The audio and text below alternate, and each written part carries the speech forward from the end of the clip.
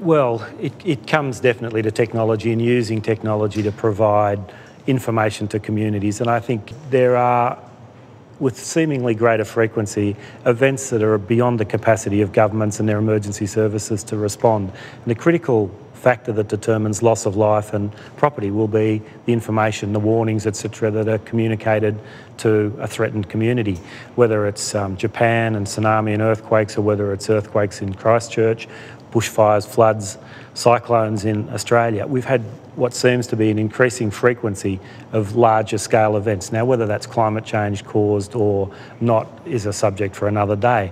But the facts are we need people to have information, but we need them to be able to know what to do with that information when they get it. So for the first point, we need people to have information. Specifically, what can we do better about enabling them to get it? Well, I think it's an embarrassment for Australia that it took Black Saturday to actually create the space where the various jurisdictions came together and agreed to use telephony as a primary platform to warn the public, to use your telephone, your landline or your mobile to actually provide crucial bits of information that might just give that little bit of extra time to take steps to protect yourself. Now, it seems to me as a country, there is so much technology available.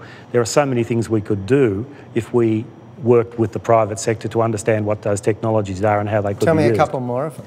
Well, for example, I would argue that the best warning systems in the world will come to nothing if they're not fed by the best intelligence gathering systems. So just a simple example, social media at the moment is something that gets written up in every review, every inquiry that's into the events we seem to be having. And one of the recommendations is emergency services need to factor in social media into the way they push information out.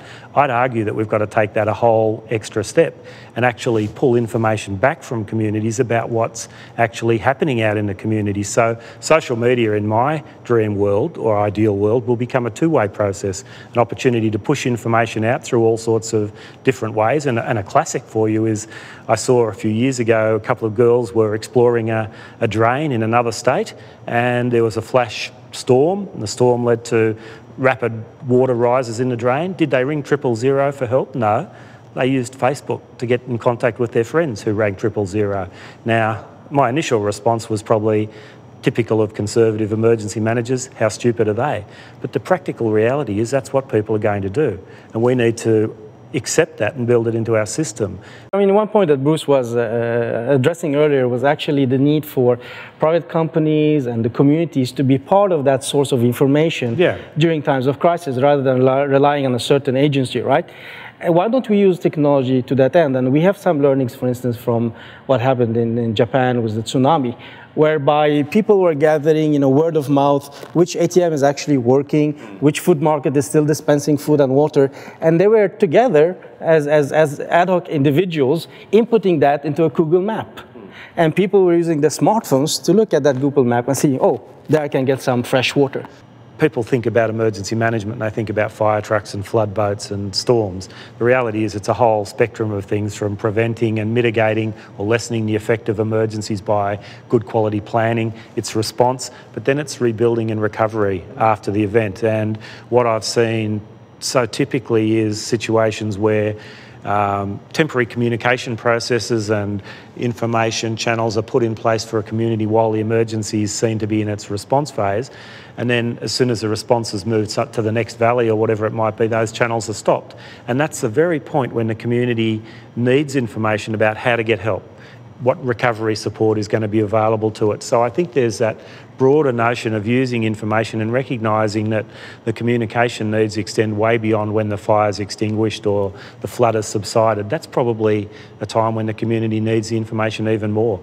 And an example of recovery, Peter, blaze aid. I was more involved with flood aid and quake aid. Flood aid was a few guys who I know quickly on Twitter when the Queensland floods happened, they actually realised that one of the things that you want is I have. I need a bed or I need a room to stay because my house is flooded, whatever. So these guys just belted out a thing called flood aid in 2 days.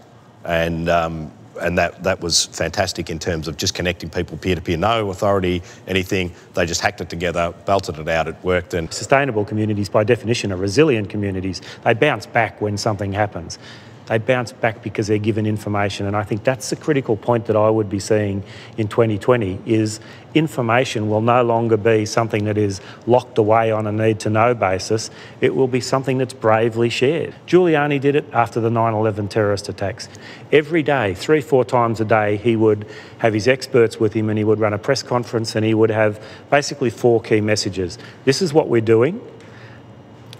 This is what we want you to do. This is what we know. And the hard part for politicians, this is what we don't know. And he built trust. And the other thing he did was he had an incredible partnership with the private sector.